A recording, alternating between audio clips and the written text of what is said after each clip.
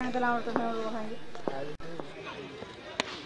लीजिए पॉइंट के ऊपर से MDA समीर।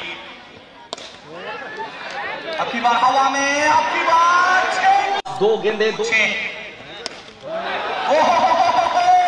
अरे मैं टुपुरु टपुरु के सुर माइला गजा छोटू मारुची छक्का चौका देखिबो कि मजा रखी देबे ताली मारी मारी हालिया ही जबे तो आपण भात डालना रखी देबे। चलिए अरे टिकटिकिले कुट्टी गला काइचो छोटू तमर जो शॉट ए बुढ़ा हम झिया माने देखि कि मौज दलीय स्कोर। चलिए और छक्का